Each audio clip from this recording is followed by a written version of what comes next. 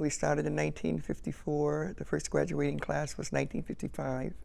And the last school year for Luther Jackson was 1965, when integration began officially. There was a need for the school because most of the people in Fairfax County, the Afro-Americans in Fairfax County, could not attend school in Fairfax County. We either had to go to school in Washington, D.C., or Manassas Industrial School in Manassas, Virginia. So the ministers in Fairfax County got together and decided that they wanted to have a school in Fairfax County so that we didn't have to go either D.C. or to Manassas City. As an alumni association in the community, our goal is to give college scholarships to descendants of anyone who attended Luther Jackson from 1954 to 1965.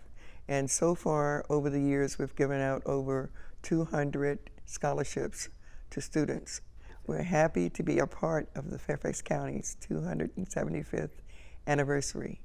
We want our scholarship recipients to continue to carry on our tradition of giving out scholarships and to continue the legacy of Fairfax County's Luther Jackson High School for the future to come.